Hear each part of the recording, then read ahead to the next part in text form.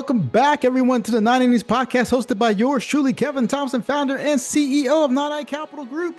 Thank you guys for joining us. As I always say, subscribe to the channel. As I always say, go and get my book, MLB to CFP, live on Apple and Amazon. If you have any questions, comments, or concerns, you can email us at info@9icapitalgroup.com. Send us your questions. Go to the website at www.9icapitalgroup.com. Schedule an appointment. As you know, we're here to do what? Educate, empower, and engage. And this is for the millennials out there. The Gen Zs, the Gen Ys, you guys, mainly the Gen Zs, because you got a lot of things going on. We're going to talk about the housing market. We're going to talk about what I went through when I was coming up and see what other opportunities are out there for you. Is it too expensive to buy a home? Well, that's what we're talking about today. Let's get it.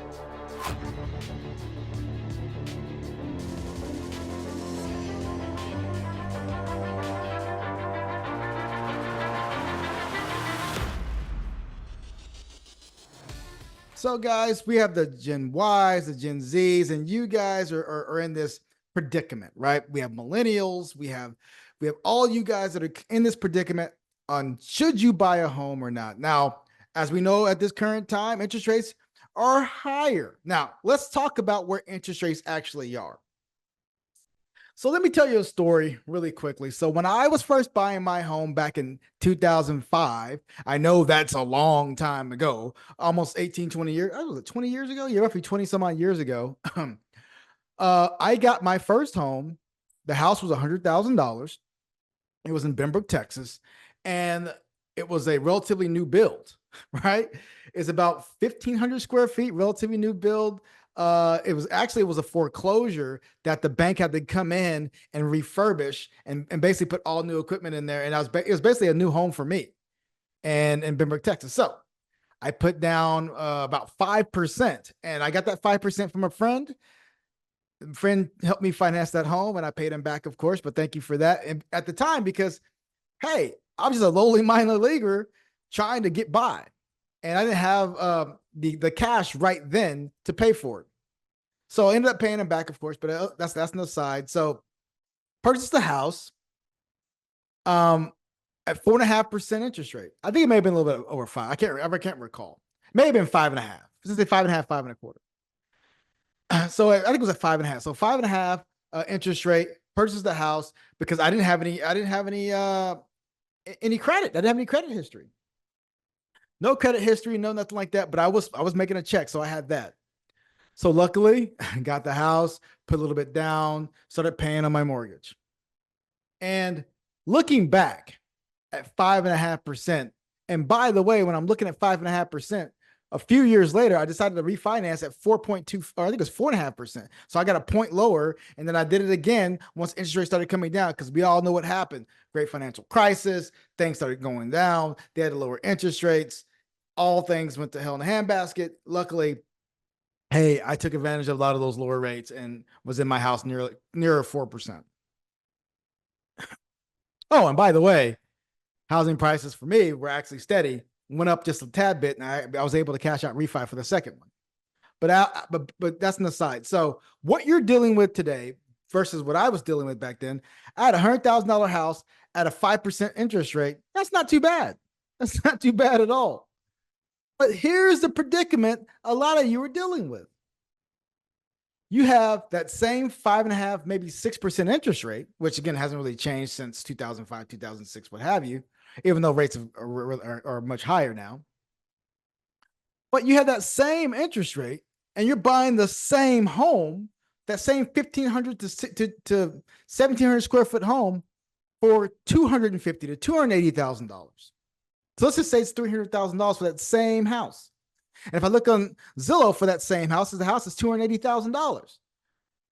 So now you're paying 5% or no, 6% on the same house I got back in 2005 at $100,000 for that same interest rate, for a lower interest rate, quite frankly. So when people say these types of things where, well, you guys should be glad because your parents had it much worse because they were paying 15% interest rates on their homes. Well, they do have a point. They had a higher interest rate, but they had a lower mortgage. That's right. If I'm paying 15% on something that's $40,000, $50,000, that's a lot different than paying 6% on a $300,000 mortgage, right? Just do the math. 15% on a $50,000 mortgage, that's $7,500 versus 6% on a $300,000 mortgage, that's $18,000, right? So that's a huge, huge difference. Now, let's talk about differentials here. We just mentioned that what your parents were paying, even though they were paying a higher interest on a lower mortgage versus what you're paying, which is a lower interest on a higher mortgage, are vastly different. So what are the options here? Well, the option one would be, you know what? Renting. Majority of you that are younger right now may be looking into renting because of multitude of reasons. One, because of cost, right? It's just too expensive to put that much money down and be able to finance a mortgage and have to pay that over a 30-year period and be locked into something. I get it. So that may be a deterrent. But secondly, what a lot of people my age are not understanding about your generation is that you guys move around a lot and you can't be tied to a place in any given time. So when it comes to you and the flexibility that renting may provide, that can offset the cost from a rental. Why I'm saying that? Well, think about it this way. You're renting, and then 6 months later, 9 months later, a year later, you get a job offer in, say, San Antonio, Austin, Buffalo, right? You're not tied to that set environment. You can just go and start renting up there in Buffalo or renting in there in San Antonio.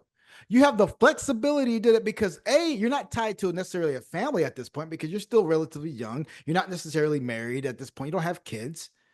So why would you want to buy a home? Yes, it does make sense from a long-term perspective, but a lot of you aren't that long-term regarding to, hey, I want to stay in this state. You guys want to go to Arizona, Florida, whatever, what have you. So you want to have the flexibility. So that's part two. It's important to understand what you guys are dealing with. So let's just talk about the benefits of home ownership. We all know the benefits, right?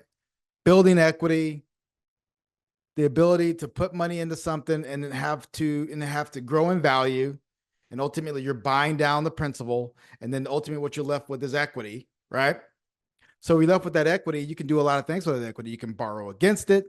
You can sell your property, what have you. You're building a quote unquote bank with that asset. Next is going to be legacy creation. A lot of people in society today owe their wealth to their home.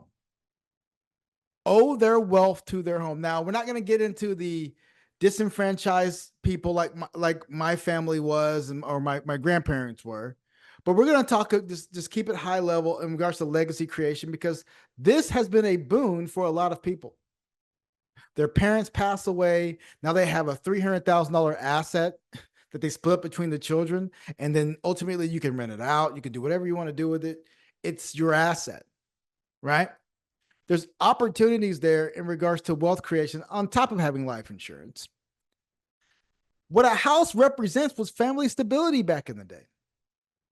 You were in an environment where your parents had stable jobs. You had a community of individuals that lived amongst each other. They all stayed with each other for 10, 15, 20 years. The environment back when I was growing up was tremendous because a lot of the kids didn't move around. You grew up with those kids. Jim James and all the other people lived up the street. So you don't have that same stability in this current environment. What you're dealing with right now is when you're in an environment, one day your neighbor is your neighbor, and the next day, guess what? Your neighbor has a for sale sign in his house because it's either being shipped across the country or they want to go live somewhere else because it's growing too fast. Now we want to talk about the tax benefits of owning a home, right? You get the mortgage deductions, you get tax benefits in regards to property taxes up to a certain limit. So there's various tax deductions, including, of course, mortgage and taxes. So we have to understand how that works. And then, of course, you have predictable housing costs. When you're renting, we know what? That rents can go up. Rents can go up. And when rents go up, you just got to pay or you got to move. And that is the unpredictable nature of renting.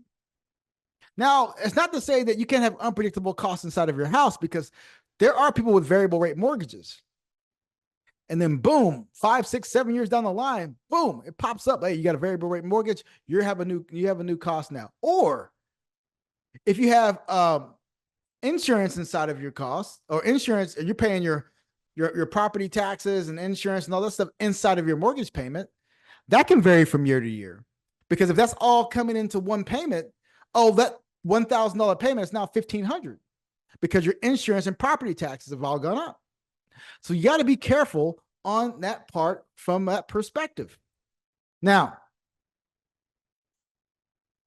this huge shift towards renting, again, I'm not against it. My job is just to give you information on how it may be impacting you. And I understand the millennials, and I understand Gen Y, Gen Z.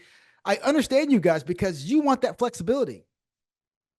But the issue is that you guys are dealing with a bunch of different obstacles right now. The affordability aspect of it. Home prices have surged in certain regions. California, New York, Texas, not so much. But yes, the prices in Texas have gone up because my house has gone up from almost 25%. But Texas love those property taxes. But affordability has become a question. Interest rates have gone up, which, again, like I mentioned before, instead of you paying 6% on a $50,000 mortgage or 15% on a $50,000 mortgage, you're paying 6% on a $80,000 on a $300,000 mortgage. It's a problem. The issue, another thing with renting, is that you have mobility and flexibility. Renting provides greater flexibility and mobility compared to home ownership. Many individuals prioritize the ability to relocate quickly for career opportunities and personal reasons. That is something that's very powerful in your generations. It eliminates complexities of selling a home, which can be time consuming, and the flexibility is particularly appealing to younger generations who value experiences and mobility over long-term commitments. You have reduced responsibility. You don't have to deal with all the stuff like I just had to deal with. I woke up at 2 a.m. in the morning. AC was off, wasn't working. Had to call the AC people to come out, fix that. Or you don't have a running toilet and having to deal with that. You can call the landlord and fix that. You can avoid unexpected repair costs as a renter. You have accessibility to urban areas. You have accessibility to the suburbs. You have accessibility to all different aspects of your life. You're not stuck to one particular dynamic. And also, from a changing lifestyle perspective, there's a growing trend towards valuing experiences over possessions. I've noticed that about the Gen Zs. Experiences, especially Gen Y as well, experiences over possessions. Renting can support a lifestyle that prioritizes flexibility and social engagement and a lower maintenance way of living. So, what I want to talk about today, just to put a button on all of this, renting versus buying. There's huge trade-offs in this, right? The main 3 takeaways, this is what I want you to take away from this. Should you rent or should you buy? These are the 3 things I want you to leave with today. 1, if you're looking for something that is stable, if you're looking for something that is predictable, if you're looking for something that's going to be a long-term play, you should rent. You shouldn't rent. If you're looking for something that's going to be stable, let me change that again. Predictable, you should buy, not rent. You should buy, not rent.